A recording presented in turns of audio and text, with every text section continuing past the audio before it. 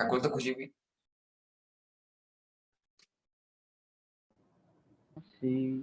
अब आप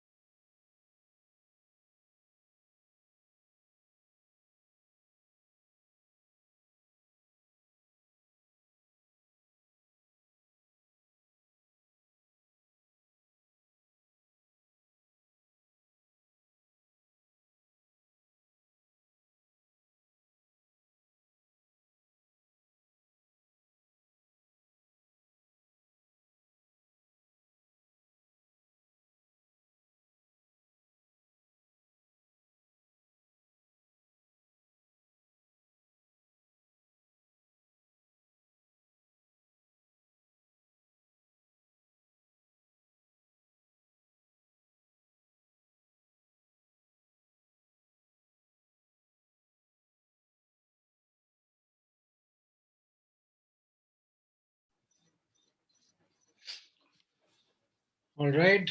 Good evening, everyone. Good evening, Ashutosh. Good evening, Sarvesh. आप लोगों को स्क्रीन दिख रही है? Can you guys hear me? Okay, great. तो आप लोगों से खुश तो कोई होगा ही नहीं ज़्यादा. 10th बोर्ड के एग्जाम कैंसिल होना मतलब just from the perspective of this point only. Although खुशी की बात नहीं है कि कोविड के केसेस बहुत बढ़ रहे हैं, बट जितने भी सीबीएसई के बच्चे हैं ये तो सबके सब बैठ के पार्टी कर रहे होंगे.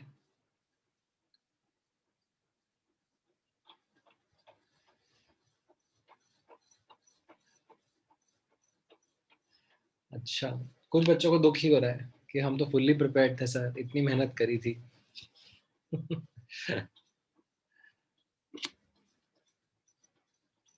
ऑल राइट, बढ़िया है. सो मैंने आप लोगों को कुछ होमवर्क दिया था लास्ट क्लास में. Did you guys get a chance to work on that homework? In fact मैंने आप लोगों के साथ में क्विज भी शेयर किया था. कितने बच्चों ने क्विज दिया है?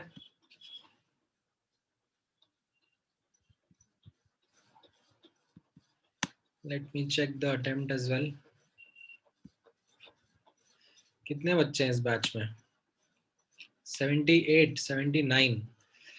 मात्र 25 बच्चों ने अटेम्प्ट दिया है क्विज का.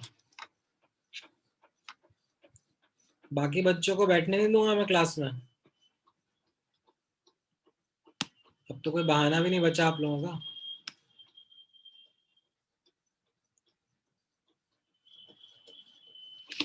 बोर्ड का एग्जाम भी अब तो डिले हो गया है. टोटल 120 स्टूडेंट्स हैं, तो अभी तक 80 आए हैं. टहलते टहलते आ रहे हैं सब, घूमते फिरते.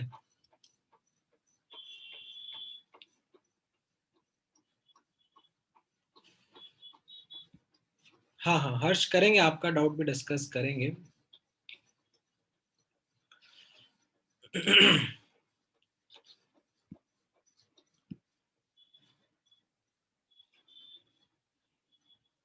हाँ रहता है ना अमर भाई, पार्शल पार्शल मार्किंग रहती है. All right, so let me make these things clear.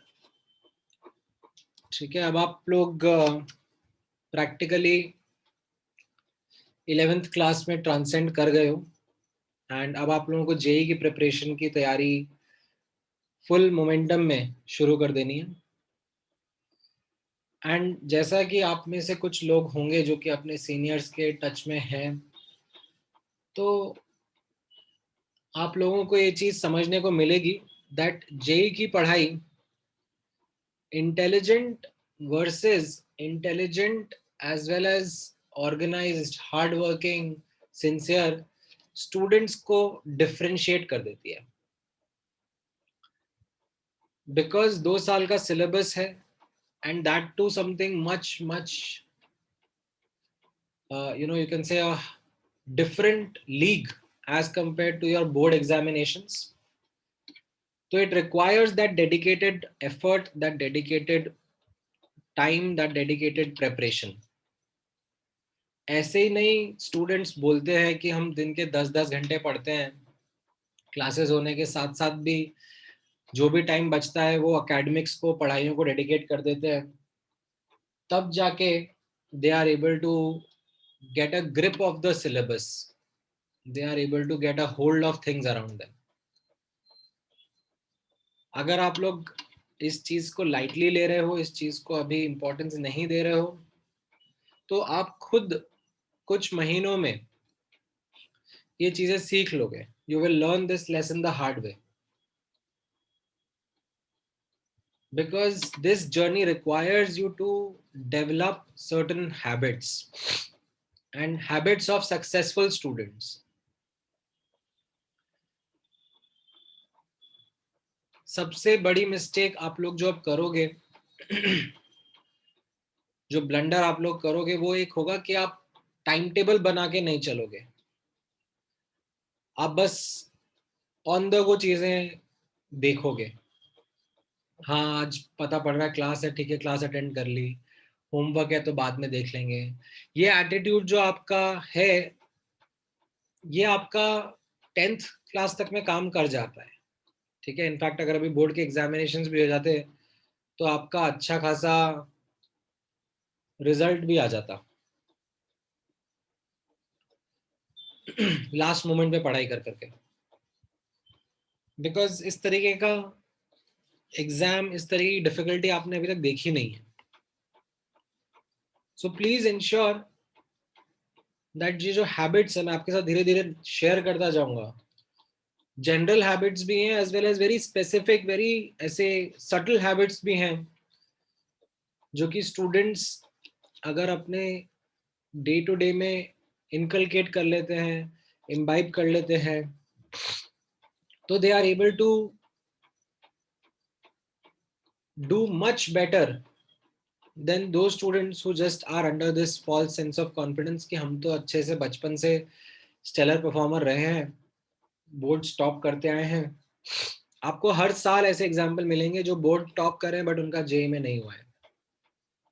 और ऐसे भी स्टूडेंट मिलेंगे जिनका 70-80% भी था बोर्ड में, still they are able to crack the exam, because this is a process in which you will have to mould yourself, and कोई shortcut नहीं है उसके लिए, ठीक है. You have to be honest with yourself and make sure that you understand आप कैसे अपना टाइम स्पेंड कर रहे हो, ठीक है.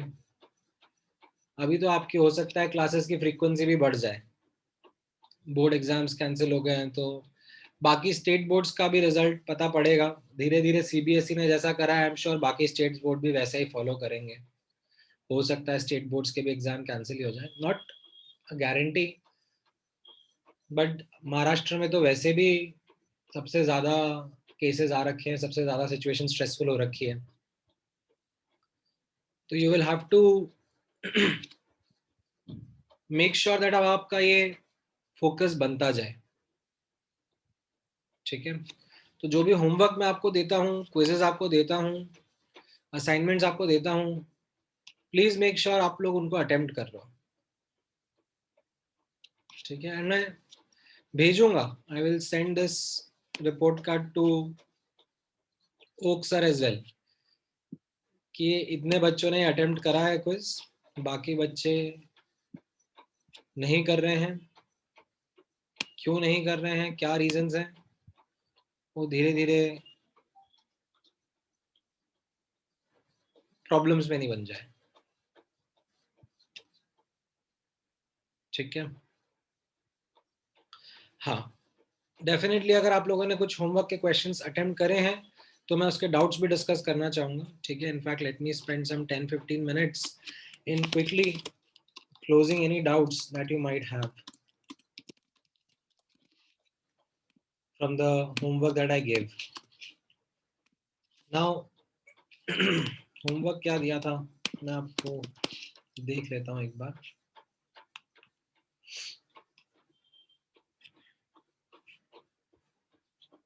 FBO FBS के क्वेश्चंस दिए थे आपको. जो रीडिंग असाइनमेंट है आई एम श्योर वो तो आप लोग देख ही रहे होंगे, ठीक है. Then apart from that FBO के कुछ क्वेश्चंस एंड FBS के कुछ क्वेश्चंस मैंने आपको अटेम्प्ट करने के लिए दिए थे, तो मुझे फटाफट FBO के क्वेश्चंस के बारे में बताओ किस किस में डाउट है. सो जैसे क्वेश्चन नंबर 4 में आपने एक बताया, सेकंड में आपने बताया,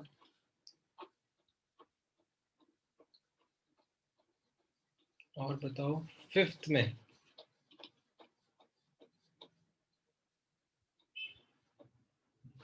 ठीक है.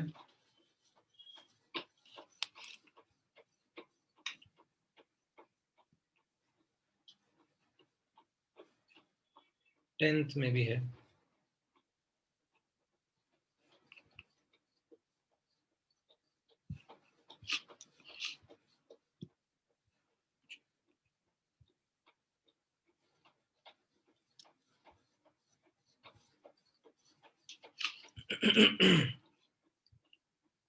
अच्छा, FBS का 4 है, FBO का नहीं.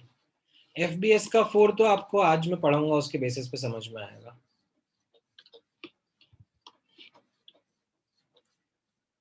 ठीक है. आइसो इलेक्ट्रिक वाला पार्ट ये आपने बुकलेट में से नहीं देखा क्या अभय? आपने फिर रीडिंग असाइनमेंट करा ही नहीं जो मैंने आपको बोला था.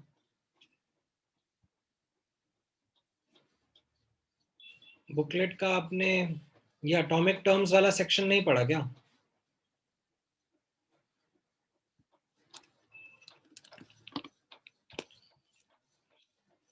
उसमें ये आइसो इलेक्ट्रॉनिक है, actually the word is correct word is iso electronic.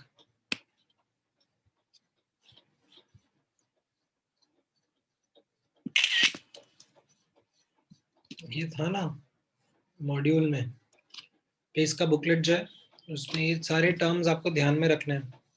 Isotope, isobar, isotone, iso electronic species, isosters, ठीक है. AMU तो चलो मैं बाद में करा दूंगा मोल कंसेप्ट में, ठीक है.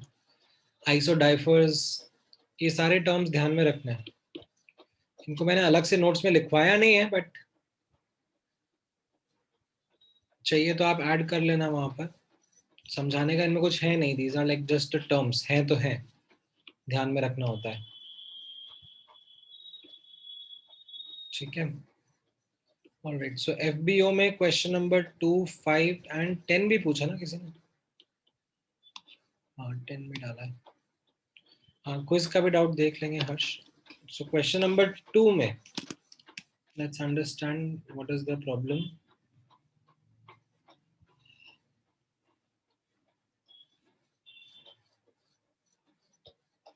इन क्वेश्चन नंबर 2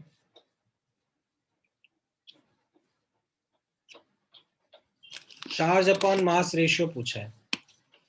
ठीक है, अब इस क्वेश्चन को करने के लिए आपको इन पार्टिकल्स के बारे में पता होना चाहिए कि पार्टिकल्स हैं क्या क्या, तभी तो आप कमेंट कर पाओगे, राइट? अब I don't want you to spend a lot of time in calculating each and every value, that will be a waste. ठीक है, तो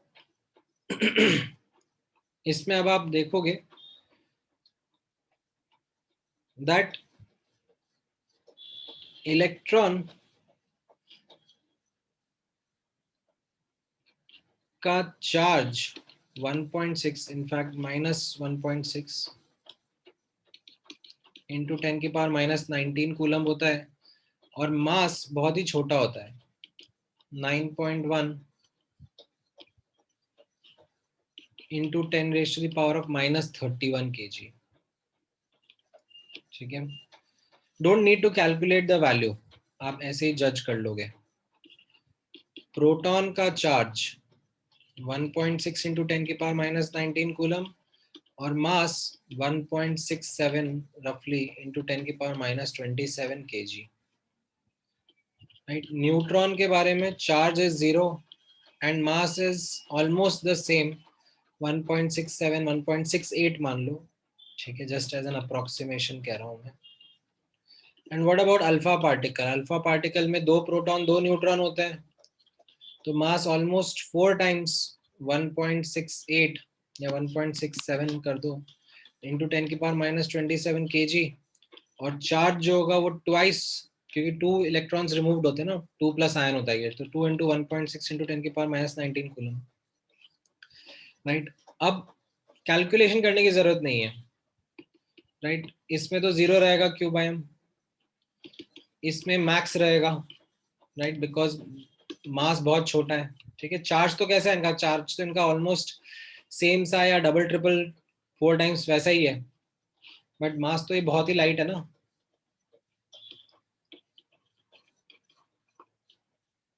अब रहा सवाल प्रोटॉन न्यूट्रॉन में, तो ये आप ऐसे, सॉरी, प्रोटॉन और अल्फा पार्टिकल में आप कंपेयर कर लो, राइट? चार्ज ट्वाइस हुआ है, बट मास जो कि डिनोमिनेटर में था वो 4 टाइम्स हुआ है, तो इसका मतलब क्या हो गया? क्यूब आयम of alpha is lesser than cube आयम ऑफ प्रोटॉन, दैट्स इट। तो आप बस अब बता दोगे यहाँ पे लीस्ट अल्फा का है, सॉरी लीस्ट न्यूट्रॉन का है, फिर उसके बाद आता है अल्फा पार्टिकल, फिर प्रोटॉन, फिर इलेक्ट्रॉन। डी ऑप्शन आपका आंसर हो जाएगा। ठीक है, कैलकुलेशन में जाने की जरूरत नहीं थी, आप ऑप्शंस को ऐसे ही कमेंट करके आंसर कर सकते हो, राइट? देन फिफ्थ क्वेश्चन जो है, फिफ्थ क्वेश्चन में आपका क्या डाउट रह गया? फिफ्थ क्वेश्चन में आपने बोला है particles in cathode ray has the same charge to mass ratio as alpha beta gamma particle. So cathode ray क्या हो गया? Electrons, and beta particles are also electrons.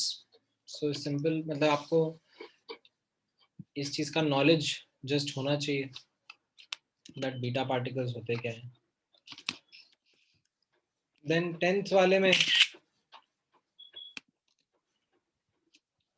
आप यूनिट्स को अंडरमाइन मत करो भाई, यूनिट्स पे ध्यान दो। वेव नंबर क्या होता है? 1 upon lambda, right? So 1 upon 500 nanometer inverse, but क्या आपको ऑप्शन नैनोमीटर में दिए जा रहा है? Not really, right? तो 1 नैनोमीटर कितना होता है? 10 की पावर 9 मीटर होता है ना, राइट, तो ये क्या हो जाएगा 10 की power 9 upon 500, that is 2 into 10 की पावर 7 मीटर इनवर्स। तो ये बी ऑप्शन आपका आंसर हो गया। ठीक है, समझ में आया जिसको भी डाउट्स थे? FBS का क्वेश्चन नंबर 4।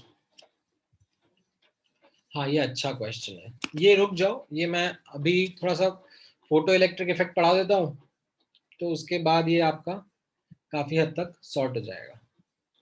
ठीक है, all right. Photo electric effect का हमने मैथमेटिकल डिटेल्स नहीं करे ना, तो वो करेंगे आज, तो काफी आपको हेल्प मिल जाएगी। सो सब लोगों को याद है? एक बार रिवीजन करके आते हो कि नहीं आते हो? पिछली क्लास में क्या पढ़ाया था उसका, मतलब आपको याद होना चाहिए फोटो इलेक्ट्रिक इफेक्ट क्या था, अदरवाइज फिर डिस्कनेक्ट हो जाएंगे। कोई बताना चाहेगा what was photo electric effect experiment?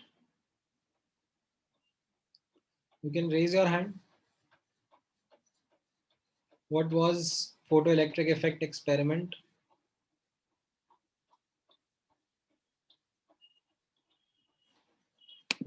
बोलो पूर्वजा।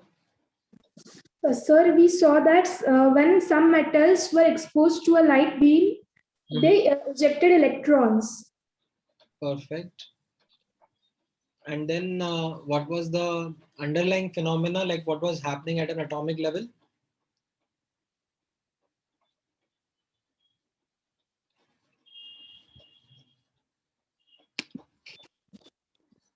बोलो।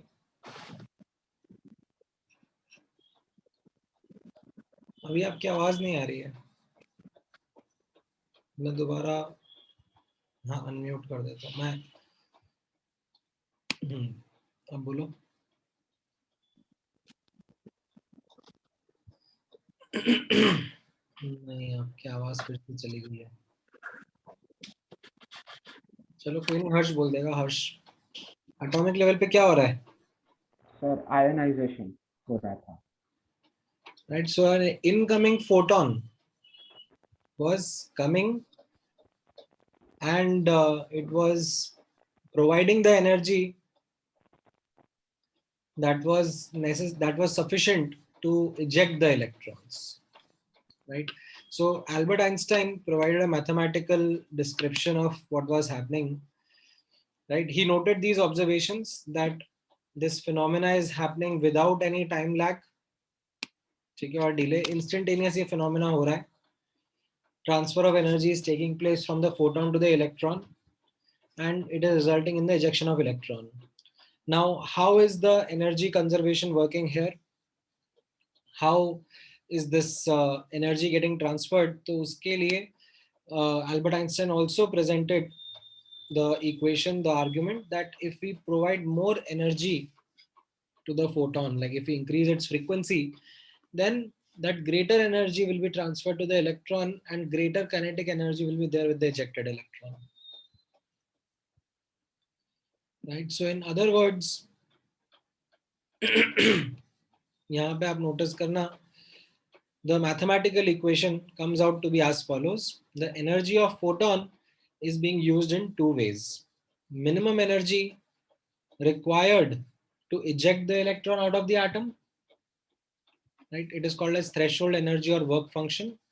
दो पार्ट्स में यूज होती है फोटोन की एनर्जी। पहला part is this one, to eject the electron, and जितनी भी बची हुई एनर्जी होती है coming from that photon is imparted as kinetic energy to the ejected electron.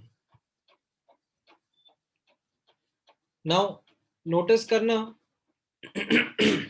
couple of things. A very important thing would be that this is a one photon one electron equation. मतलब जब atomic scale पर हम लोग चीजें देख रहे हैं, समझ रहे हैं, तो क्या हो रहा है, एक फोटोन एक इलेक्ट्रॉन का फिनोमेना इस इक्वेशन से डिस्क्राइब करा जा रहा है। दैट हमारा एटम है, इनकमिंग फोटोन आया, it got absorbed by the electron, and if it was sufficient energy, it got absorbed by the electron and came out of the metal atom. the remaining energy got imparted as its kinetic energy. ठीक है, यहाँ पे subscript में हम लोग max word use करते हैं. ठीक है, थोड़े टाइम बाद आपको धीरे धीरे इसकी और क्लैरिटी आएगी, बट अभी के लिए सिंपल अंडरस्टैंडिंग ये है दैट इस एनर्जी कंजर्वेशन इक्वेशन में I am assuming that there is no other loss of energy. ठीक है, और किसी फॉर्म में कोई और फिनोमेना नहीं हो रहा है, लॉस ऑफ एनर्जी नहीं हो रहा है. ठीक है, that is where we are saying कि all the remaining energy is imparted as kinetic energy. इतना पार्ट समझ में आया? इसमें किसी को कोई डाउट है? हाँ बोलो आशुतोष. सर एक एटम पे एक ही फोटोन क्यों स्ट्राइक करता? नहीं, एक ऐसा नहीं बोल रहा मैं कि एक एटम पर एक फोटोन स्ट्राइक कर रहा है बस. The thing is that photons आ रहे हैं, खूब सारे फोटॉन्स आ रहे हैं, खूब सारे एटम्स हैं, राइट? अब सर वो जो फोटोन आया, ठीक है, वो एक एटम के सामने आके, like if it is of sufficient energy, then it is imparting that energy to the electron and coming out. The electron comes out of the metal atom. ठीक है, यस सर, अगर कोई फिक्स नंबर है क्या कि उतने ही photons एक atom पर स्ट्राइक कर सकते हैं? नहीं नहीं, ऐसा कोई फिक्स्ड नंबर नहीं है. ठीक है, इनफैक्ट मैं चलो तुम्हारा क्वेश्चन को थोड़ा बेटर बना देता हूँ. एक्चुअली ये क्वेश्चन बच्चों का रहता है, एंड स्पेशली जो बच्चे अच्छे दिमाग लगाते हैं, सोचते हैं, try and go in depth, ठीक है, कि आखिर हो क्या रहा है इसके अंदर, तो उनको ऐसे क्वेश्चंस आते हैं.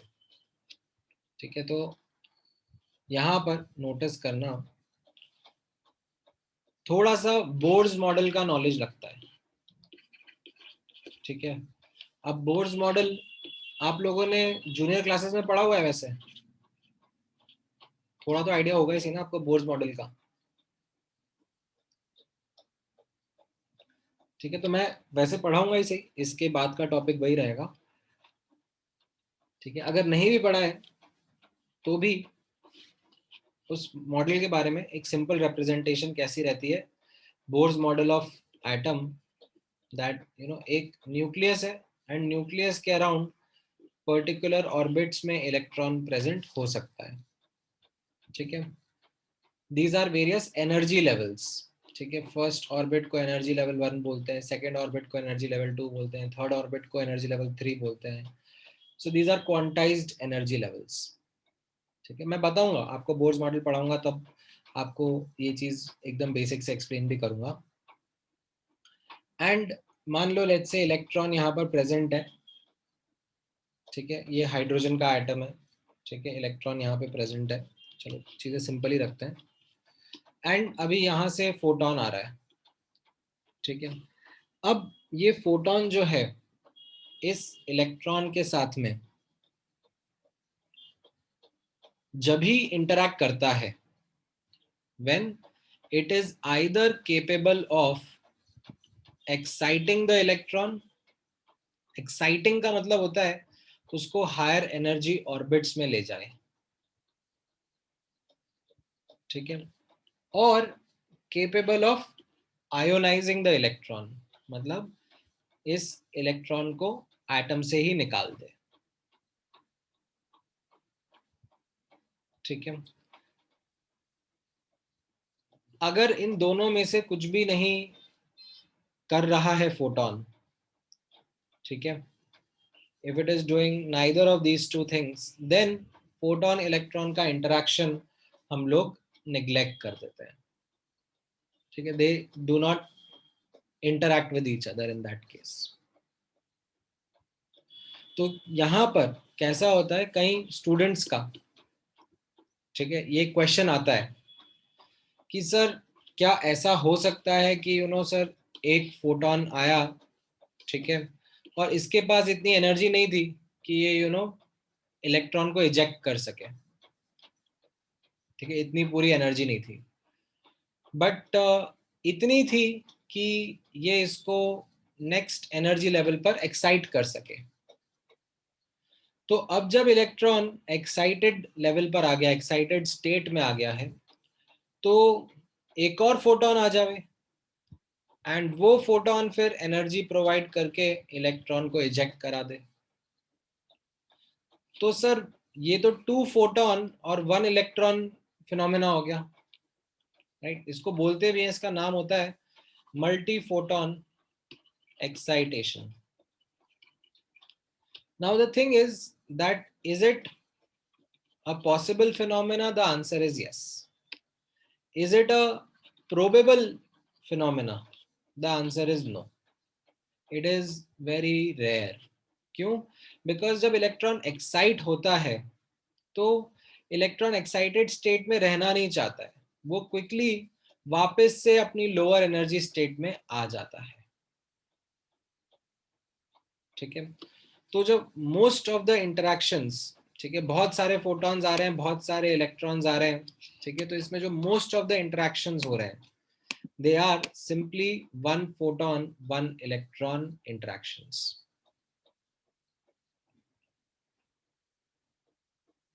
ठीक है, समझ में आया? किसका डाउट था? आशुतोष तुम्हारा था ना? Okay,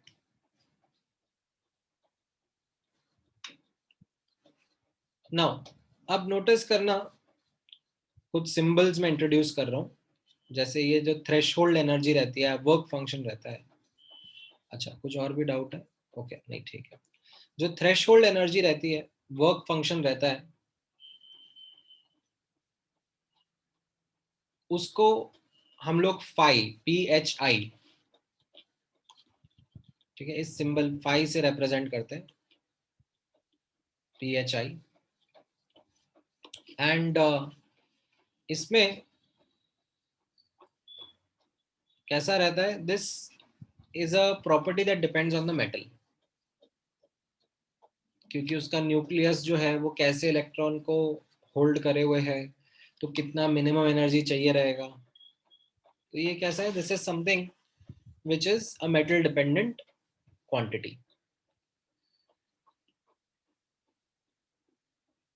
Now sometimes, depending upon the kind of data that is given in the questions, we can use, instead of writing energy of photon, I can write it as h nu or hc by lambda। ठीक है, depending upon question में frequency का data दिया है या wavelength का data दिया है ऑफ द इंसिडेंट रेडिएशन। ठीक है, अच्छा, देन वर्क फंक्शन जो है उसको देने के भी अलग अलग तरीके रहते हैं क्वेश्चंस में। ठीक है, समटाइम्स डायरेक्टली दे देंगे कि ये फलाना फलाना मेटल है और this is the minimum energy required to eject the electron out of it, तो वो क्या हो जाएगा? That will be the phi. ठीक है, sometimes they use certain other ways to describe this phi. So there is one definition that they use called as threshold frequency or nu naught, right? ये जैसे मैंने ऊपर आपको बताया था ना, लास्ट क्लास में बताया था in fact, that nu naught is that frequency below which, ठीक है, यहाँ पे नीचे लिखा भी है threshold frequency, the minimum frequency below which photocurrent is not observed। ठीक है, so what it is trying to say is that the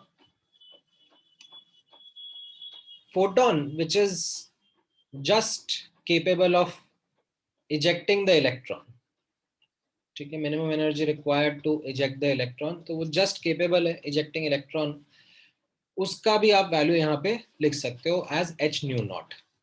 ठीक है, this photon is just providing that energy which is capable of ejecting the electron, तो उसको हम लोग ऐसे h nu naught या फिर hc by lambda naught से भी represent कर सकते हैं। lambda naught will be called as a threshold wavelength of the metal, so this will be the maximum wavelength। ठीक है, maximum word क्यों यूज हो रहा है यहाँ पर? यहाँ पे मिनिमम था, यहाँ पर मैक्सिमम है, क्यों? क्योंकि वेवलेंथ इनवर्सली प्रोपोर्शनल होता है ना एनर्जी के, फ्रीक्वेंसी डायरेक्टली प्रोपोर्शनल था, तो यहाँ पर threshold wavelength is defined as a maximum wavelength above which photo current is not observed. इससे ज्यादा वेवलेंथ का रेडिएशन डालोगे तो उसकी एनर्जी कम हो जाएगी और वो इलेक्ट्रॉन इजेक्ट नहीं करवा पाएगा। ठीक है, and the kinetic energy can be written as half mv². ठीक है, तो ये आपका मैथमेटिकल एक्सप्लेनेशन प्रोवाइड किया था एल्बर्ट आइंस्टाइन ने of what is happening in photoelectric effect. Now इसका वैलिडेशन भी करा था, ऐसा नहीं है कि आइंस्टाइन ने बोल दिया तो बोल दिया.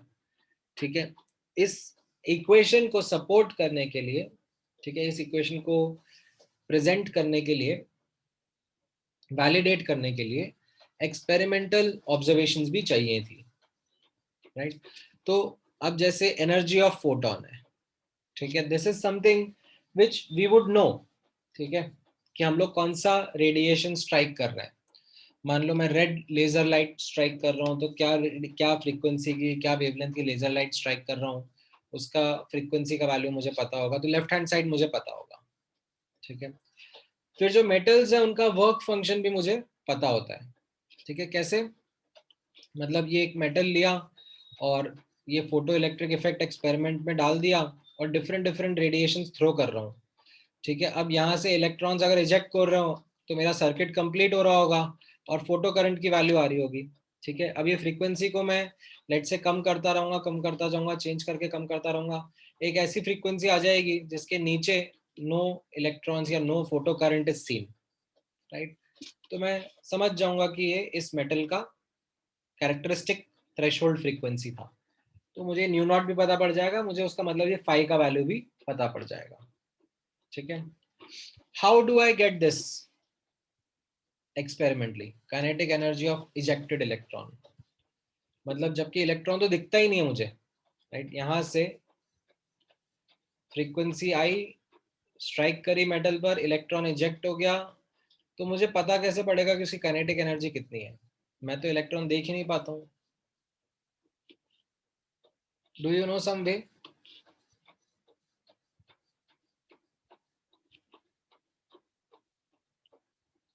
हाँ, बोलो हर्ष.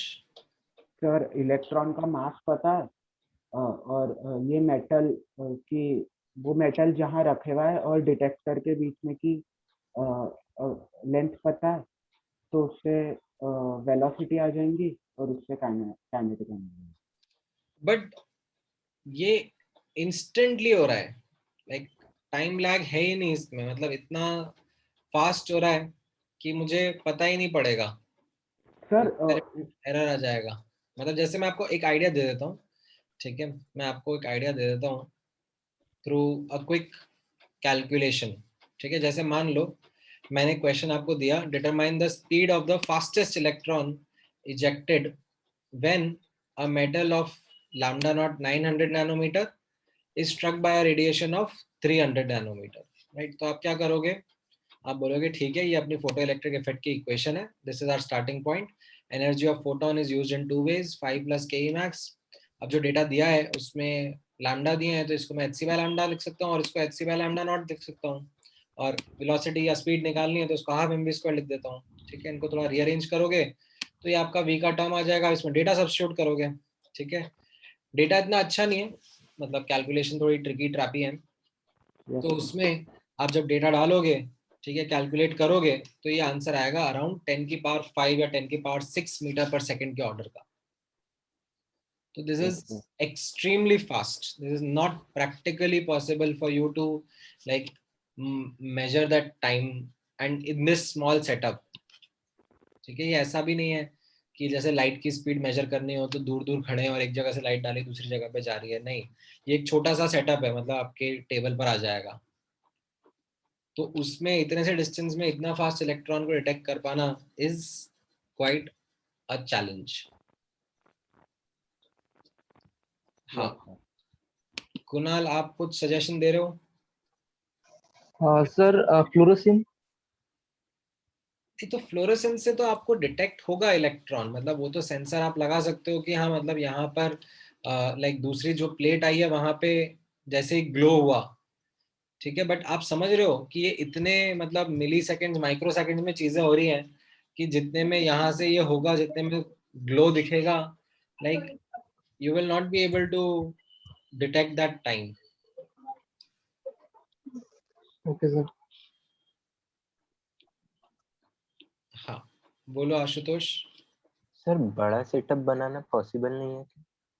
बड़ा सेटअप में मतलब बहुत फाइट है, इन द सेंस दैट आपको ये चेम्बर जो है, ठीक है, वैक्यूम रखना पड़ता है ताकि अंदर कुछ भी लाइक गैस के पार्टिकल्स या नहीं हो, कुछ इंटरफेयर नहीं कर रहा हो, अदरवाइज उनसे टकरा के ये इलेक्ट्रॉन अपनी काइनेटिक एनर्जी लूज कर सकता है ना। Yes sir.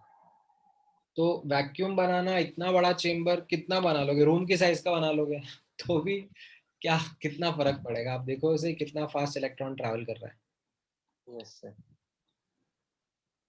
Thank you sir.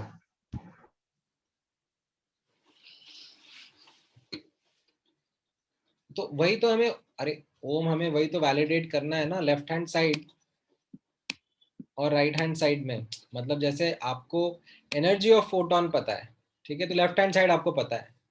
अब राइट हैंड साइड में आपको एक ही टर्म पता है, दूसरी टर्म को एक्सपेरिमेंटली निकालोगे, और जब दोनों अलग अलग, ये जैसे मान लो किसी तरीके से इंडिपेंडेंट तरीके से लेफ्ट हैंड साइड निकाल लिया और किसी दूसरे इंडिपेंडेंट तरीके से राइट हैंड साइड निकाल लिया, और ये दोनों हमेशा बराबर आ रहे हैं, left hand side right hand side, तभी तो मैं बोलूंगा ना कि वाह वाह क्या इक्वेशन बताई है।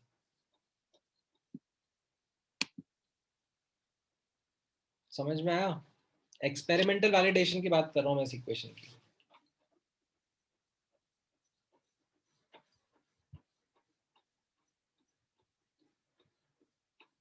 ठीक है, तो ये चीज चलो आप लोग सोचते रहो, ठीक है, मैं बताऊंगा आपको थोड़े टाइम बाद में। काफी इंटरेस्टिंग इंजीनियस सा तरीका है जिससे ये हो जाता है। ठीक है, ये क्वेश्चन कैलकुलेशन समझ में आया आपको? इसके ऊपर की इक्वेशन समझ में आई? चाहिए तो इसका एक स्क्रीनशॉट ले लो, मैं क्वेश्चन कराने वाला हूँ। Take a screenshot of this. ठीक है, take a screenshot of what each term means. ठीक है, हाँ, ले लो। ठीक है, ये तो क्वेश्चन मैंने करके बता दिया, अपनी तरफ से करके बता दिया that how do we use this photo electric effect का इक्वेशन। अब एक क्वेश्चन मैं आप लोगों से एक्सपेक्ट कर रहा हूँ, चलो इसका आंसर बताओ। एंड कुछ वर्ड समझ में नहीं आया तो पूछ लेना, राइटिंग इतनी अच्छी नहीं दिखी हुई है बट लेजिबल जरूर है, ट्राई करो।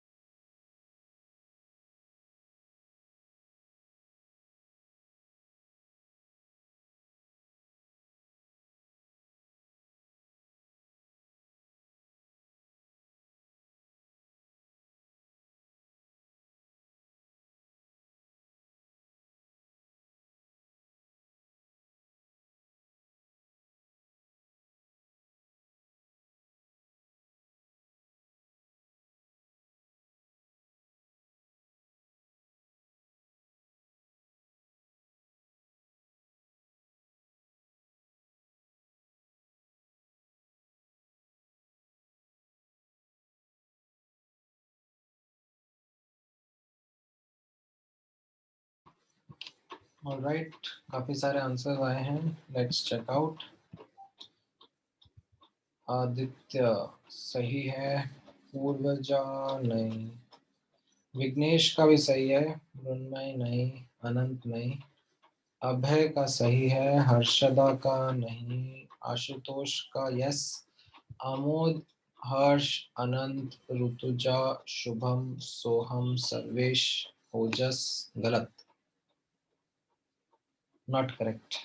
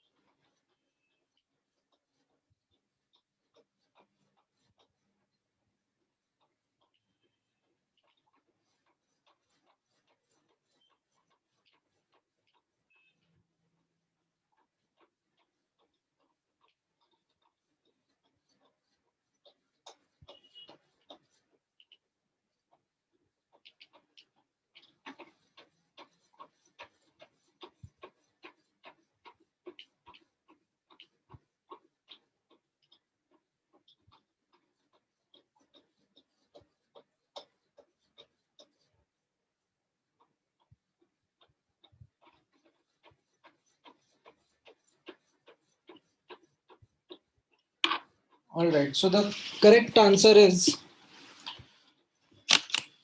option D, more than 2K. ठीक है, कैसे आपको समझ में आएगा? ठीक है, काफी सारे बच्चों ने आंसर दिया, which is a really good thing. Now देखो किस तरीके से हम इस क्वेश्चन को एनालाइज कर सकते हैं। So you have a metal, ठीक है, जो दो सिनेरियोज में या दो केसेस में ऑब्जर्व करा जा रहा है। एक बार फ्रीक्वेंसी न्यू डाला है और एक बार फ्रीक्वेंसी 2 न्यू डाला है, राइट? सो यहां पर आप नोटिस करोगे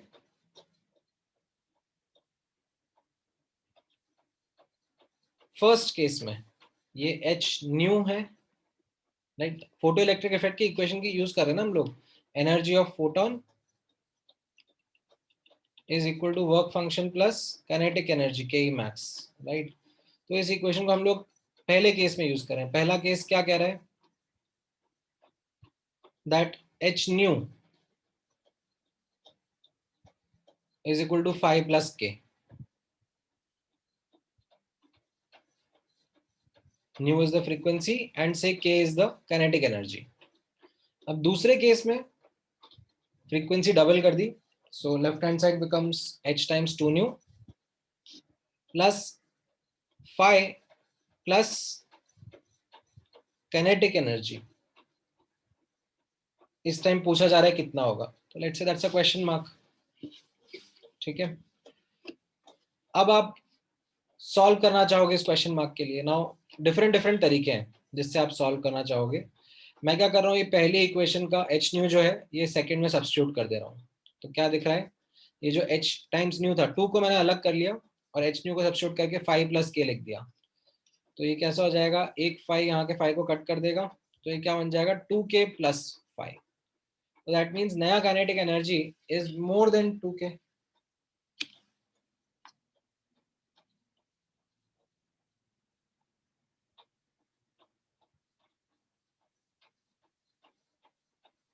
राइट?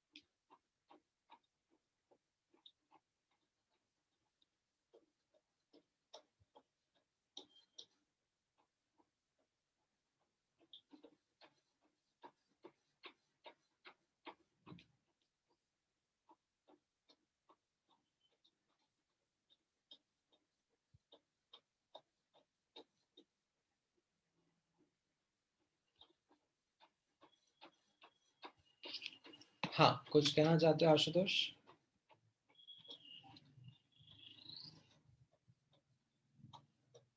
बोलो बोलो। सर ये जो इलेक्ट्रॉन इजेक्ट होगा वो ट्रेवल ही करते रहेगा या फिर फॉल होगा कभी वैक्यूम हाँ में? नहीं, होएगा ना, बिल्कुल होएगा। ये यहाँ से कहाँ गया फोटो, मतलब कुछ भी हो सकता है ना।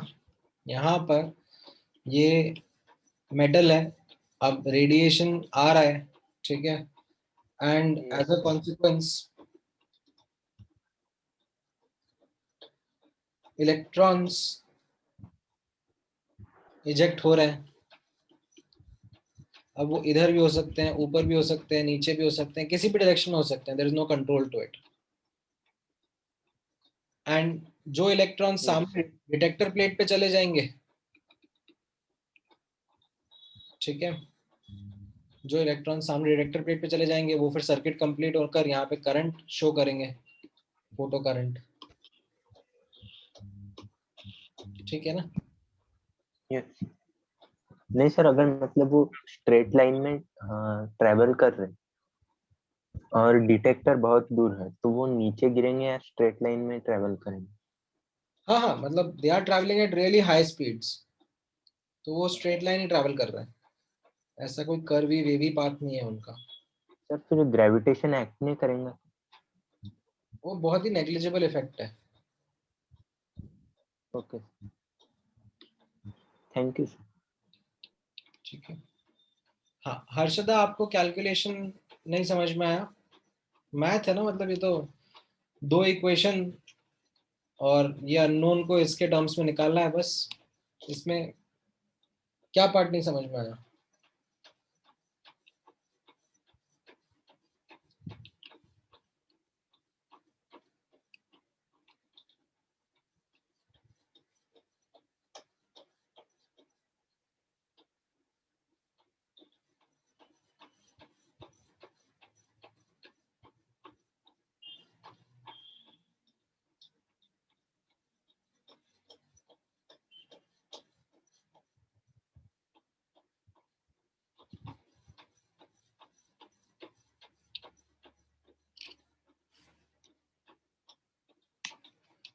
ऑल राइट, ठीक है। अब जैसे आपने तो खैर ये ऊपर वाले क्वेश्चन में मेहनत करी नहीं, बट मैं आपसे अगर मेहनत करवाता सॉल्व करने की, तो एक चीज आप लोगों को रियलाइज होती कि ये जो कैलकुलेशन है ये थोड़ी सी ट्रिकी है, ठीक है। This is in something which is a really good calculation. तो अब इसमें हम लोग किस तरीके से वर्क करेंगे, ठीक है, किस तरीके से इनको फिगर आउट करेंगे, कैसे इसको सिंप्लीफाई कर सकते हैं। तो अब आप यहाँ पे ऑब्जर्व करना, there is this unit called as electron volt which helps in simplifying these calculations a lot, right? कैसा रहेगा ये, नोटिस करना। होता क्या है electron volt? So it is a unit of energy, like many units of energy जो आपने पढ़ी होंगी। कोई बताएगा मुझे क्या क्या यूनिट्स ऑफ एनर्जी आपने देखी हुई हैं जिनके बारे में आपको आइडिया है?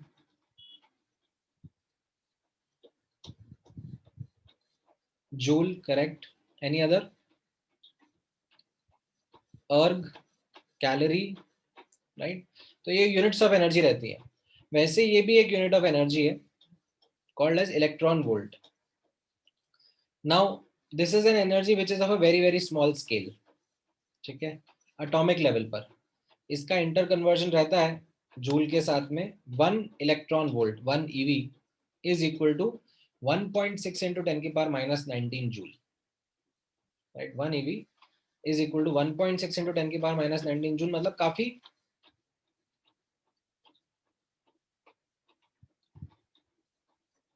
लो वैल्यू है।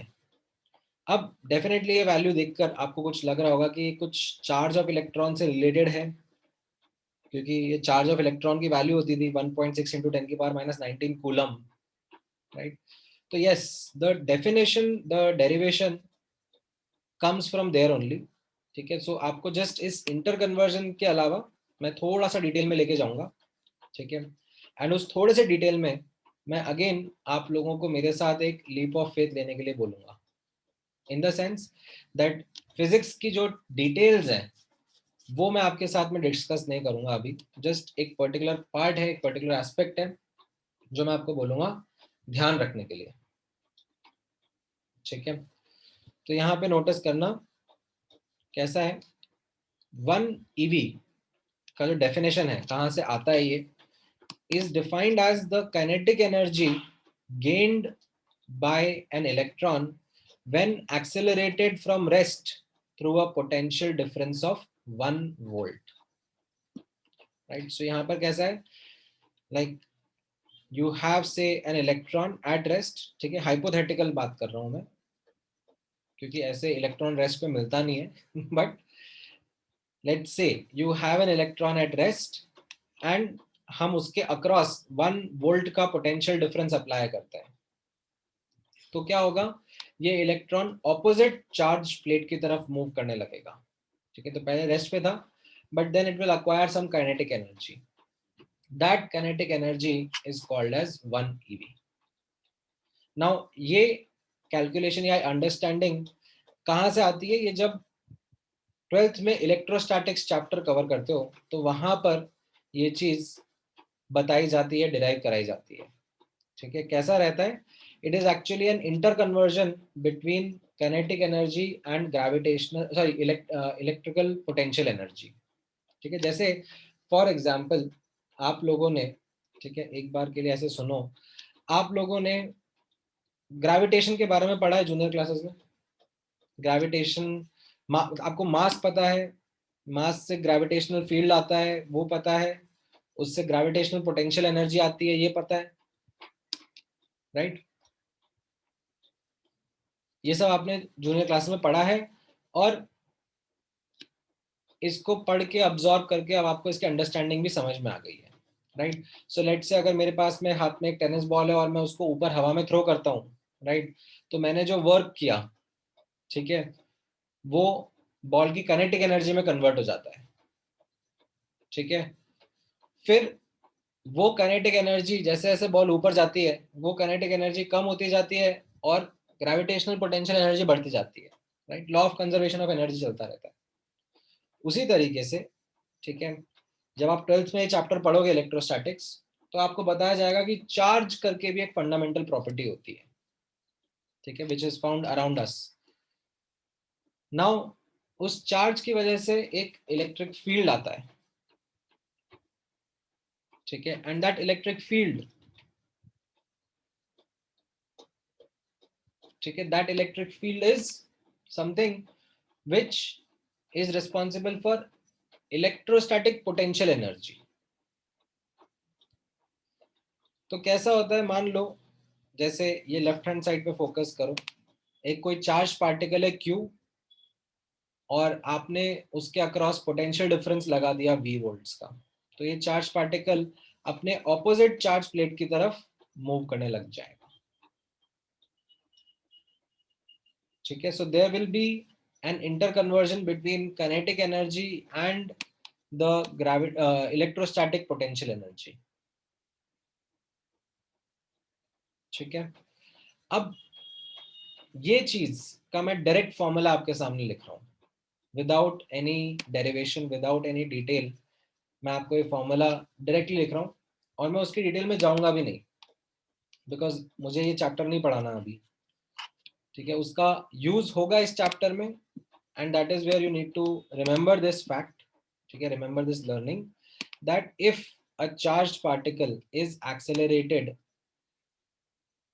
ठीक है, from rest in an electric field, ठीक है, एक्सेलरेट भी कर सकते हो, रिटार्ड भी कर सकते हो, मतलब ऐसा भी है कि मान लो ये चार्ज पार्टिकल, ठीक है, लेट्स से फॉर एग्जांपल ये चार्ज पार्टिकल मान लो इलेक्ट्रॉन है, ठीक है, यानी कि नेगेटिवली चार्ज्ड है, और ये पार्टिकल अगर, ठीक है, लेट्स से लेफ्ट से राइट जा रहा होता, ठीक है, लेफ्ट से राइट जा रहा होता और मैंने ये पोटेंशियल डिफरेंस नहीं अप्लाई करा था, अभी ये पोटेंशियल डिफरेंस नहीं अप्लाई करा था, ये पार्टिकल लेफ्ट से राइट जा रहा था, और फिर मैं ये पोटेंशियल डिफरेंस अप्लाई कर दूंगा, तो ये पार्टिकल को एक्सेलरेट करेगा कि डी एक्सेलरेट करेगा?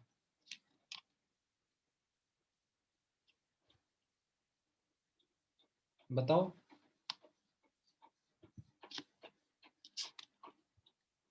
दोबारा पूछता हूं मैं क्वेश्चन, ये चार्ज पार्टिकल क्या है? इलेक्ट्रॉन है, ठीक है, मतलब नेगेटिवली चार्ज है, यानी कि ये नेगेटिवली चार्ज है और से ये लेफ्ट से राइट जा रहा है, ठीक है। अभी मैंने कोई पोटेंशियल डिफरेंस नहीं लगाया है, ठीक है, चार्ज पार्टिकल लेफ्ट से राइट जा रहा था, और अब मैं इस पर ये अप्लाई कर दूं तो ये डी एक्सेलरेट हो जाएगा। क्यों? क्योंकि ये सेम चार्ज तो रिपेल करेगा ना, और ऑपोजिट चार्ज अट्रैक्ट करेगा, correct? Wonderful, right? So this charged particle can get accelerated or deaccelerated by applying an external field, ठीक है।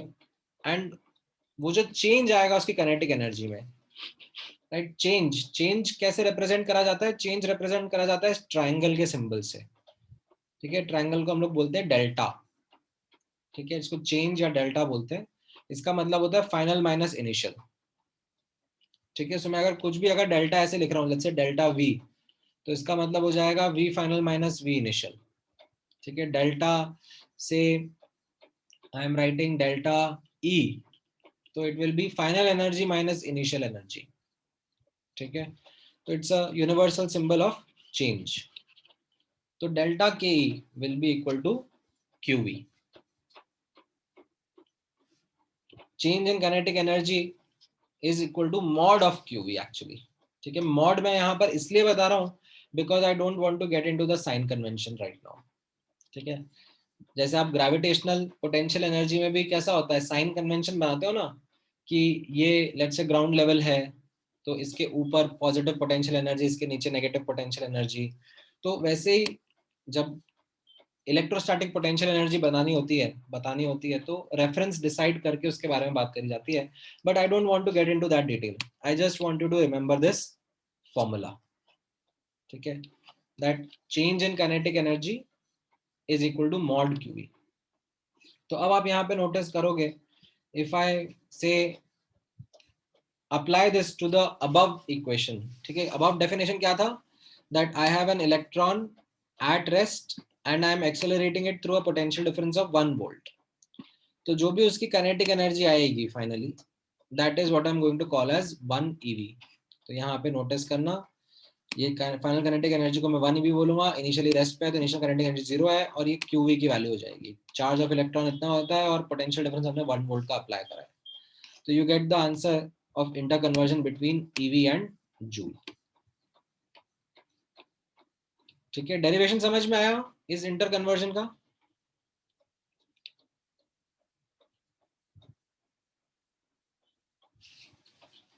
कैसे करा गया ये derivation? Is this clear with everyone? नहीं हुआ है तो भी बताओ, हम लोग डिस्कस कर लेंगे।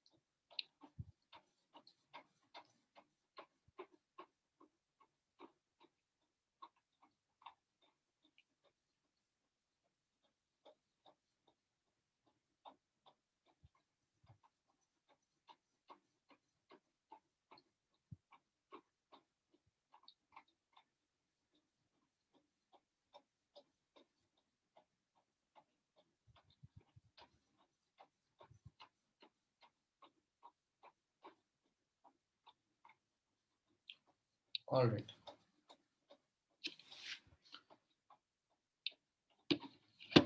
हाँ ठीक है।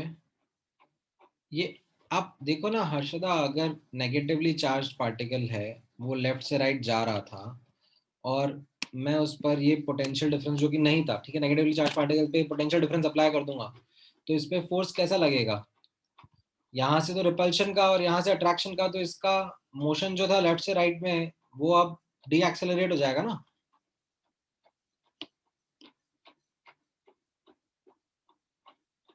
ठीक है, अभी जो सिचुएशन थी उसमें कैसा था? अभी जो सिचुएशन जो मैंने ऊपर बात करी उसमें तो कैसा है, इलेक्ट्रॉन रेस्ट पे है, ठीक है, इलेक्ट्रॉन रेस्ट पे है, और अब मैं पोटेंशियल डिफरेंस अप्लाई करूंगा तो इलेक्ट्रॉन किस तरफ मूव करना शुरू करेगा?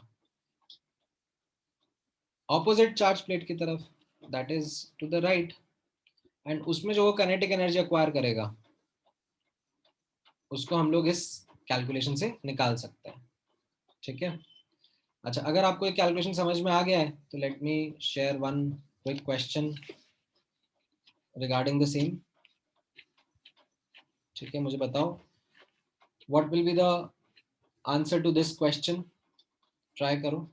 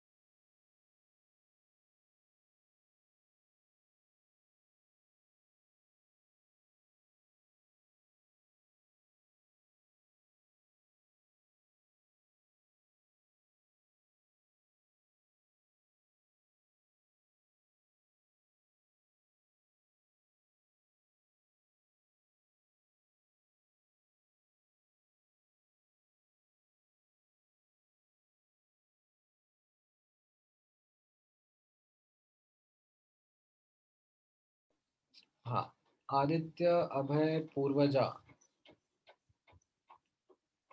आप लोगों का करेक्ट है।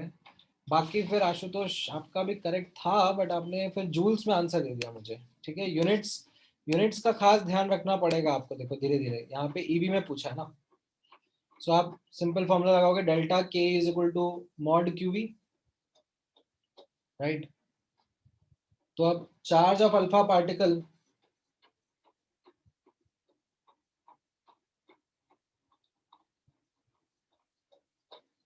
ठीक है, that is 2 into 1.6 into 10 की power minus 19 coulomb, and 10 volts का पोटेंशियल डिफरेंस हमने अप्लाई करा है। तो ये मेरा काइनेटिक एनर्जी का आंसर आएगा। अब कूलम इनटू वोल्ट्स, कूलम भी ऐसा यूनिट है, वोल्ट्स भी ऐसा यूनिट है, तो इनसे जो मेरा आंसर आएगा वो भी ऐसा यूनिट्स में आएगा, दैट इज जूल्स,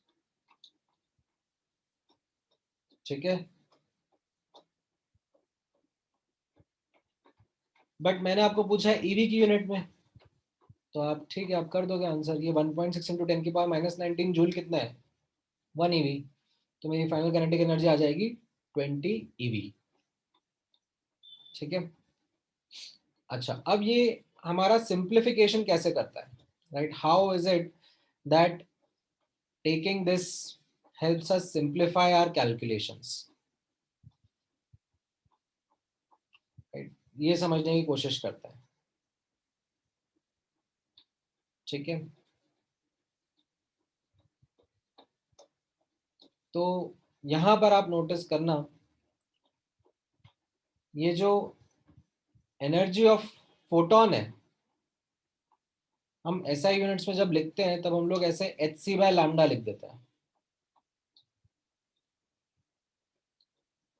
h को SI यूनिट में डालेंगे, c को SI यूनिट में डालेंगे, लैम्डा को भी SI यूनिट में डालेंगे, तो हमारा आंसर जूल्स में आ जाएगा, which will be in SI units. ठीक है, बट बहुत मेहनत भरा काम हो गया। अब h भी कांस्टेंट वैल्यू है, c भी कांस्टेंट वैल्यू है, और ये EV और जूल का कन्वर्जन भी एक कांस्टेंट वैल्यू है। तो इन तीनों को यूज करके अगर मैं यहाँ पे यूज करके सब्स्टिट्यूट करूँ तो मेरा एक much much better simplified formula आ जाता है एनर्जी ऑफ फोटोन का, which is approximately 12400 upon lambda in angstrom.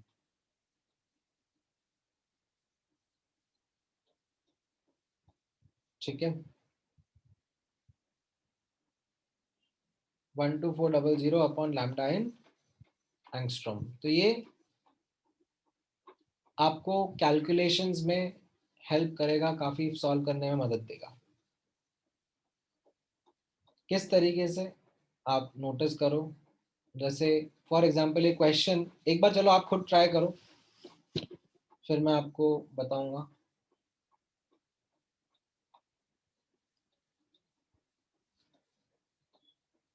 ये डेटा सब है आपके सामने।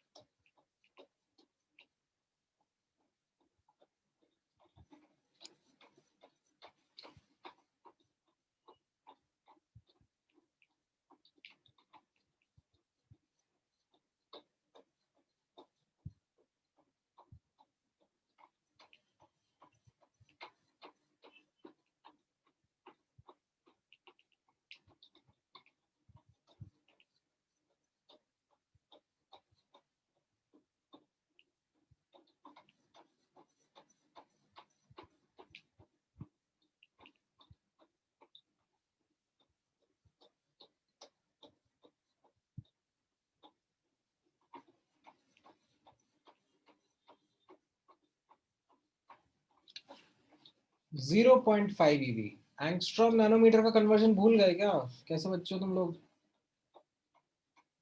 वो एंगस्ट्रॉम इसलिए क्योंकि जनरली डेटा एंगस्ट्रॉम में मिलेगा तो आसान रहता है।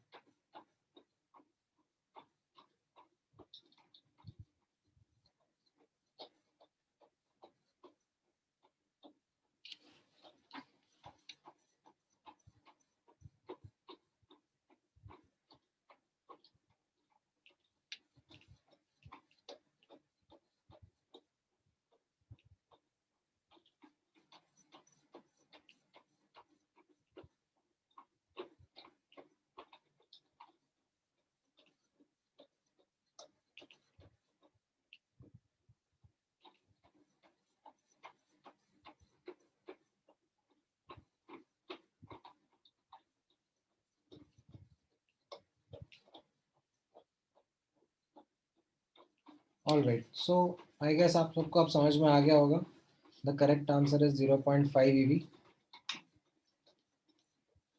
ठीक है, चलो एक और क्वेश्चन ट्राई कर लो. Okay, let me remove the answer first.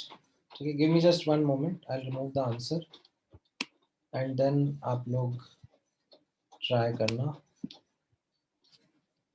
तो फिर आपको ज़्यादा बेटर अंडरस्टैंडिंग और आएगी. ओके, ये वाला क्वेश्चन ट्राई करो.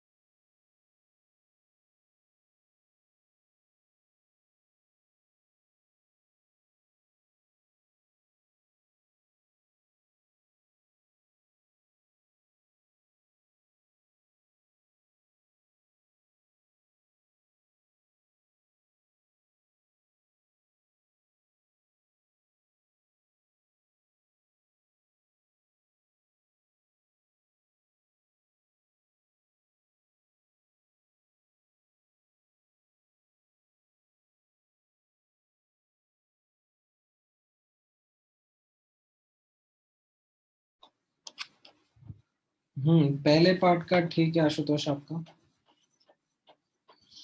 नहीं अब है. हाँ, दूसरे पार्ट का भी ठीक है आपका आंसर करेक्ट आशुतोष.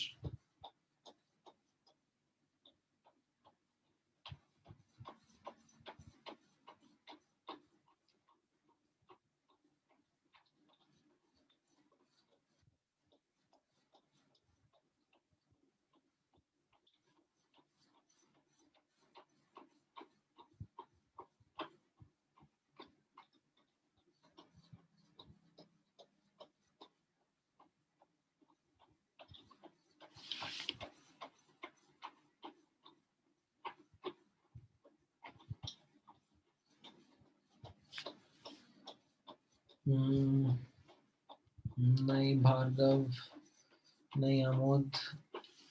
हाँ रिवांशी, पहले का करेक्ट है आपका.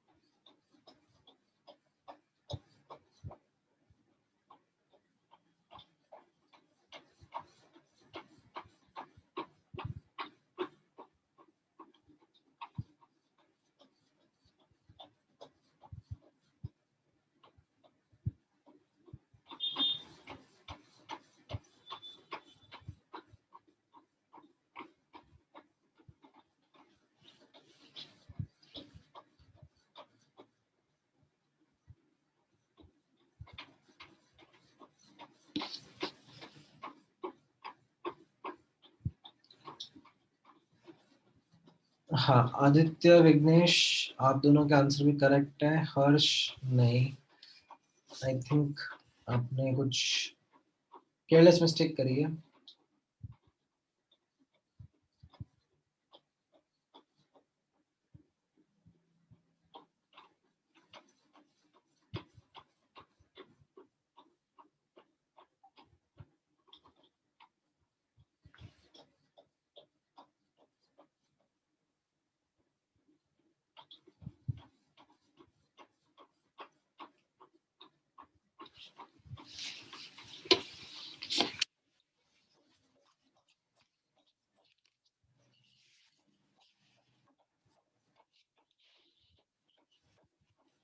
All right, so I'll just tell the answer for everyone's benefit.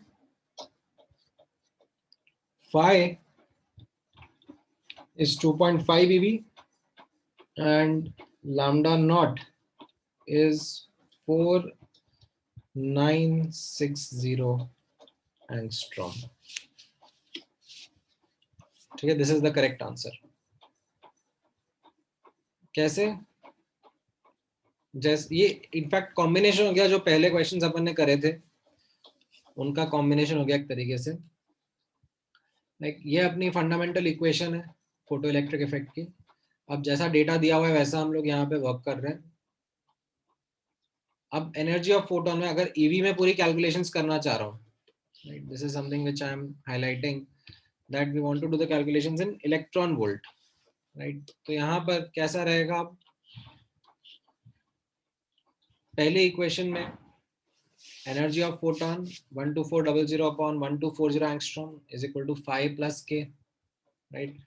दूसरे में 12400 upon 2480 is equal to 5 plus k by 3, right? Why k by 3? Because बोला जा रहा है ना ऐसा लैंग्वेज है क्वेश्चन का, that the photoelectrons were thrice as much kinetic energy as it was in the case of 2480 angstrom. So अगर ये 2480 angstrom वाला k by 3 है तो ये 1240 angstrom वाले का kinetic energy k रहेगा।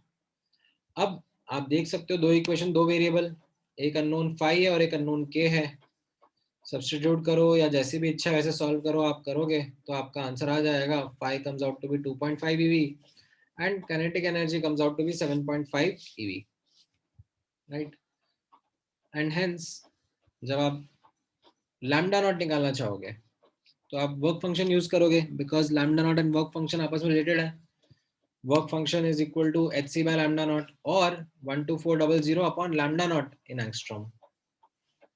So you substitute the value of phi जो EV में थी एंड उससे आपको लैम्डा नॉट का वैल्यू मिल जाएगा, दैट इज 4960 एंगस्ट्रॉम।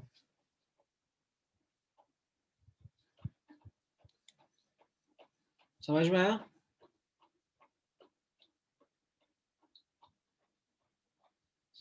जिसका आंसर मैच नहीं कर रहा था, कहां पे केयरलेस मिस्टेक हुई, इक्वेशन बनाने में, इक्वेशन सॉल्व करने में, राइट, वो फिगर आउट कर लो। क्वेश्चन का लैंग्वेज रीड करना इंपॉर्टेंट रहता है, ठीक है, डबल चेक करा करो।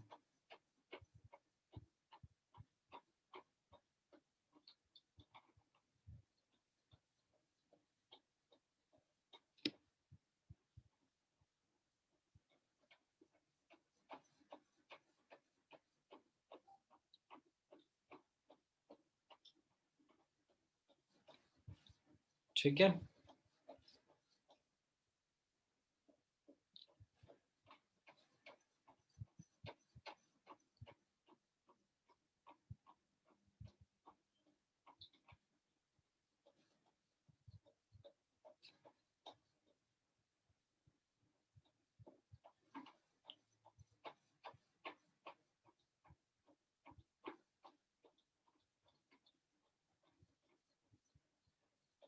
ऑलराइट, चलो एक और क्वेश्चन ट्राई कर लो। एंड इसका ना एक बार स्क्रीनशॉट ले लो। कहाँ गया? ये रहा क्वेश्चन, इसको ट्राई करो, इसका एक स्क्रीनशॉट ले लो। Take the screenshot of this. In the meantime I will just come back with one more subtopic. ठीक है, इसका स्क्रीनशॉट लेके सॉल्व करने की कोशिश करो.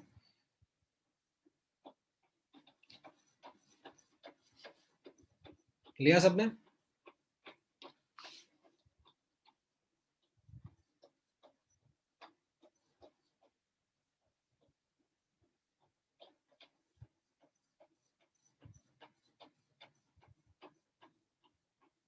चलो, ऑल राइट.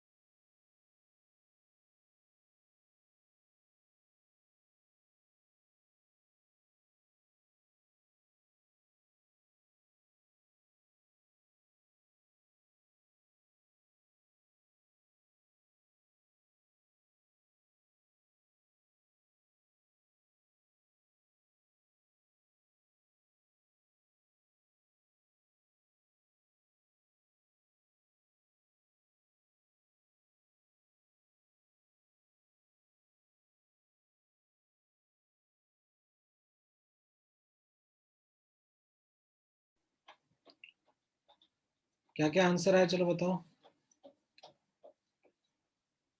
हाँ, ठीक है Purvaja, correct. The first one you need to solve it in the units of EV. ठीक है, तो आपने यहाँ पर 12400 अपॉन लैम्डा एंगस्ट्रॉम लिख दिया, राइट. तो इससे आपको सीधे सीधे एनर्जी ऑफ फोटोन मिल गया. एंड सेकंड आंसर निकालने के लिए आपने वर्क फंक्शन डाल दिया यहाँ पर ईवी में, तो आपको काइनेटिक एनर्जी मिल गई in the units of EV. ठीक है, यूनिट्स रिपोर्ट करना साथ में. 0.28 EV इज द आंसर. हाँ, ऐसा यूनिट्स में भी कर सकते हो आपको करना है तो. ठीक है,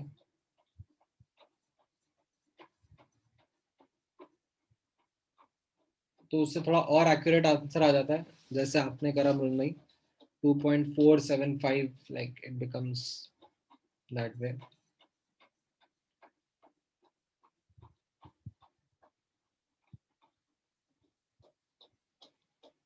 अब जो फाइनल आंसर है उसके लिए मुझे क्या करना चाहिए? What is the velocity of photo electron? क्या आंसर आ रहा है?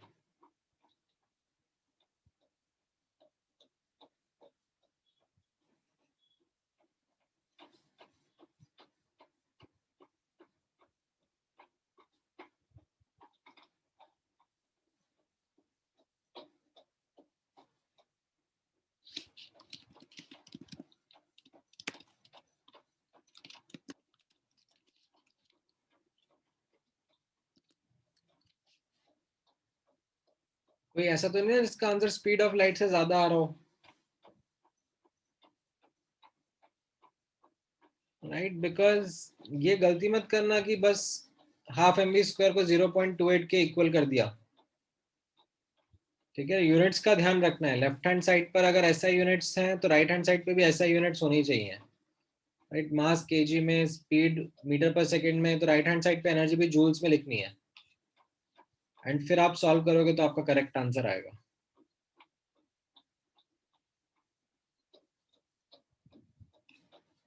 ठीक है, clear?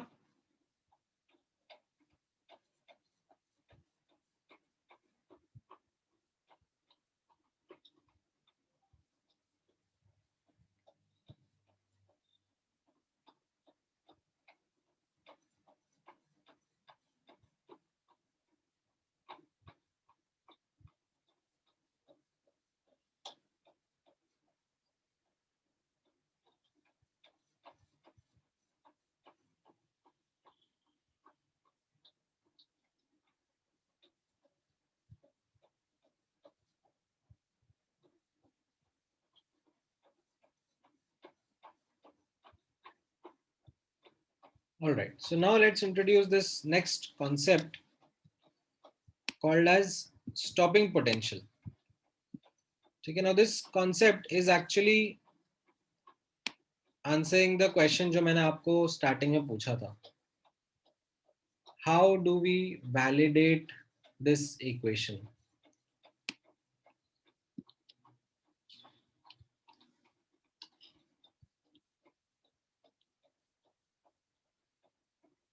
Energy of photon is equal to phi plus Ke max. How do I validate this equation experimentally? तो अब आप notice करना the way in which this equation gets validated. ठीक है, जैसे यहाँ पे आप notice करोगे ये जो left hand side वाला part था, ठीक है, energy of photon कितना है, ये तो हम बता सकते हैं, controlled condition है, हमको पता है कि हमने कौन सा radiation use करा, उसका frequency कितना है. So we know what is a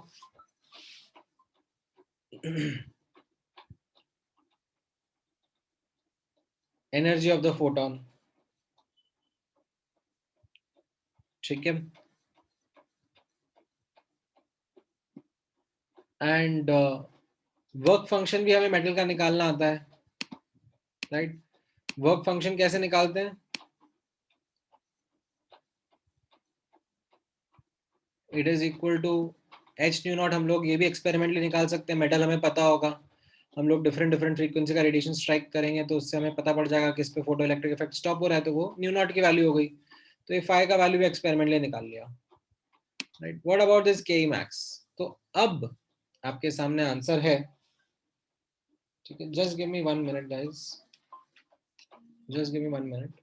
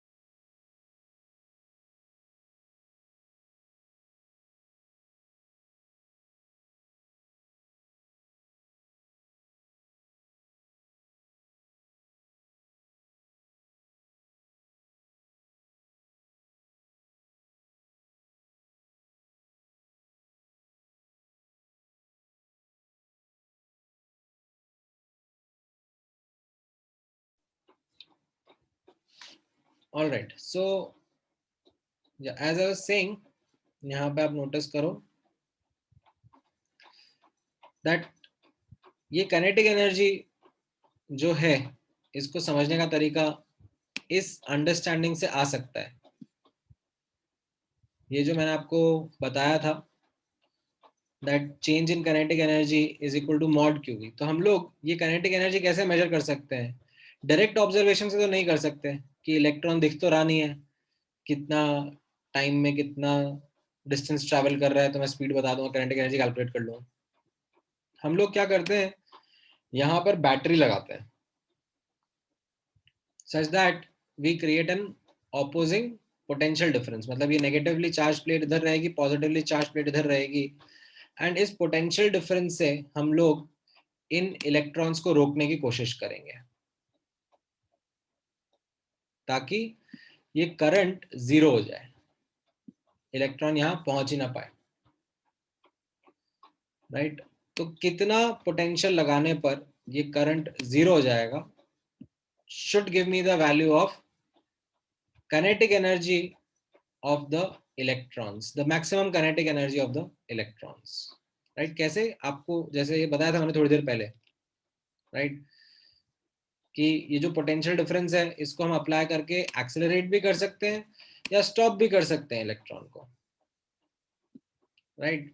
तो जैसे मान लो, लेट से मैं आपसे पूछ रहा हूँ, अगर यहाँ पर लेफ्ट हैंड साइड पे फोकस करते हैं, इलेक्ट्रॉन रेस्ट पर था, ठीक है, और मैंने 7 वोल्ट्स का पोटेंशियल डिफरेंस अप्लाई करा, तो इसका कितना काइनेटिक एनर्जी आ जाएगा?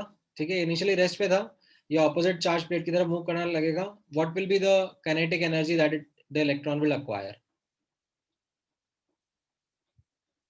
ये हमने फॉर्मूला अप्लाई करा, delta K is equal to mod q V, right. Kinetic energy initially 0 है, and q into V से आप अप्लाई करोगे जूल्स में आ जाएगा, और ये ईवी में आ जाएगा आपका answer. Kinetic energy final is 7 EV, correct. वैसे ही अगर मान लो मुझे स्टॉप करना है, ठीक है, मान लो ये मेरा इलेक्ट्रॉन लेफ्ट से राइट जा रहा है 10 ईवी का काइनेटिक एनर्जी से, ठीक है, एंड मैंने पोटेंशियल डिफरेंस इस तरीके से लगाया है कि मुझे स्टॉप करना है, ठीक है। तो मैंने नेगेटिवली चार्ज प्लेट इधर लगाई, पॉजिटिवली चार्ज प्लेट इधर लगाई, तो कितना पोटेंशियल डिफरेंस में लगाऊं ताकि ये काइनेटिक एनर्जी इसका फाइनली 0 हो जाए? क्या आंसर रहेगा आपका?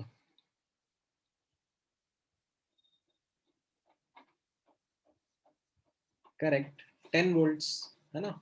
समझ में आने लग गया आप लोगों को, ठीक है। इनफैक्ट विद नेगेटिव साइन दिख जाएगा आपको, जिस तरीके से मैंने लिखाया हुआ है, तो वो नेगेटिव साइन आपको बता देगा इस तरीके से, that the potential is applied in such a way that is retarding और स्टॉपिंग, राइट।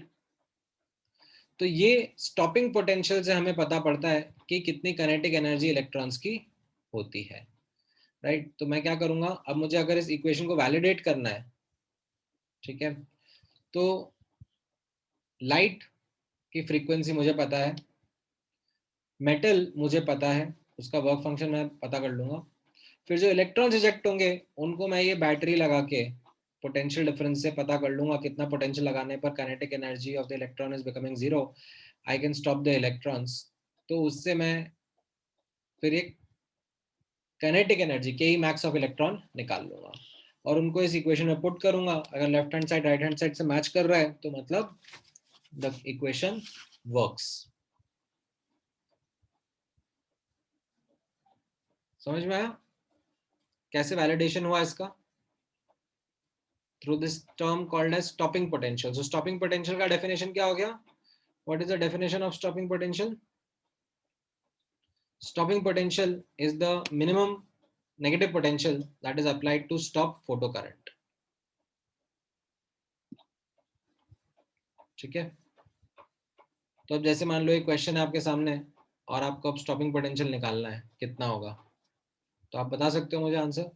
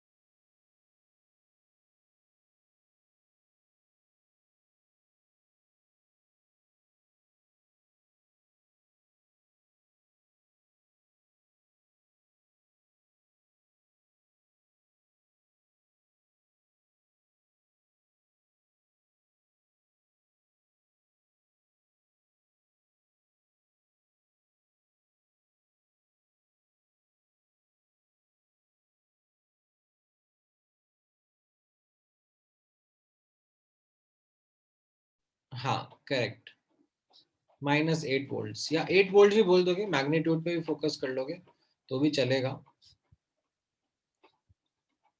ठीक है,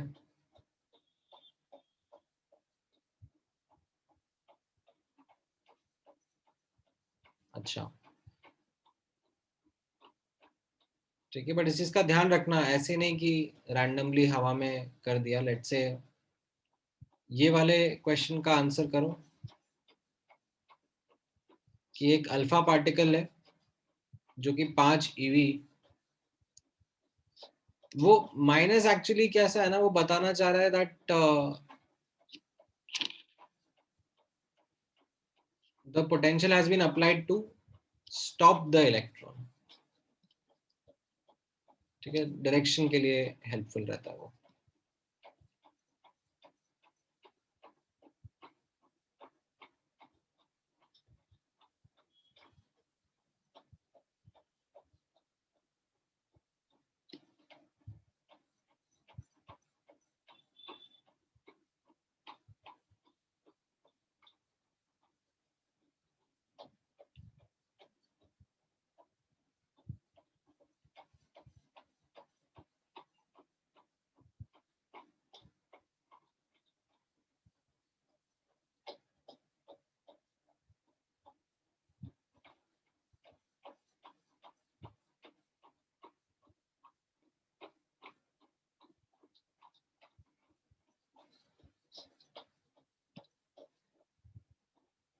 नहीं नहीं, 5 वोल्ट नहीं, देखो वो चीजें ये सब इलेक्ट्रॉन के लिए हो रहा था।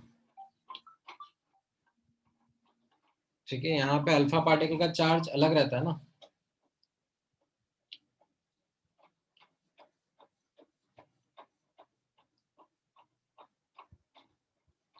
ठीक है, ट्राई करो।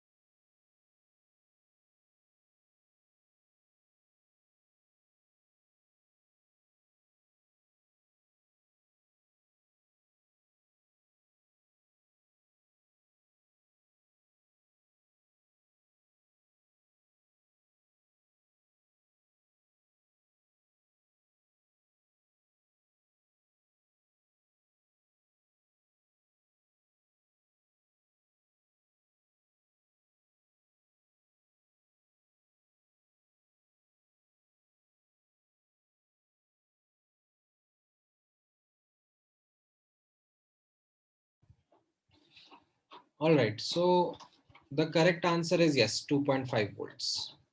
ठीक है, काफी टाइम दिया मैंने आप लोगों को ट्राई करने के लिए, समझने के लिए. आई गेस आप लोगों को समझ में आया होगा. जो भी गलती कर रहे थे आप लोग, ठीक है, वो इलेक्ट्रॉन के लिए तो ठीक है क्योंकि अपन को उसका चार्ज पता है, बट यहाँ पे अल्फा पार्टिकल का चार्ज अलग है ना, right. It is 2 times 1.6 into 10 की पावर माइनस 19 कूलम, राइट. और यहाँ पर आप ईवी जूल का कन्वर्जन करोगे तो ये 1.6 10 की पावर माइनस 19 10 की पावर माइनस 19 कट जाएगा, एंड आपका SI यूनिट्स में आंसर आ जाएगा 2.5 वोल्ट्स. ठीक है.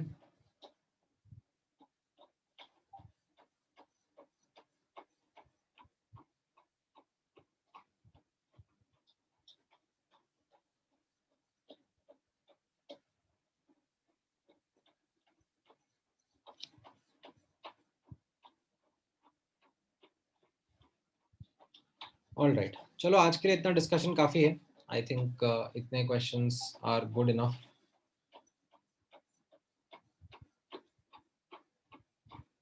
ठीक है.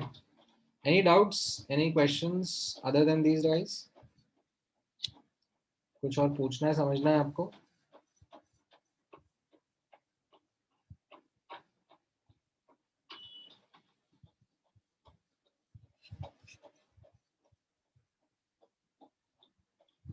ऑल राइट, चलो ठीक है. इस पे बेस मैं आपको थोड़ा और होमवर्क दूंगा, एंड देन वो आप ट्राई करना. Will reconnect then in next week, and maybe शायद हो सकता है लेक्चर्स की फ्रीक्वेंसी भी बढ़ जाए. Let's see. हाँ हाँ, डाउट्स ग्रुप पे भेजूंगा मैं. ठीक है, चलो. All right then, take care, bye bye.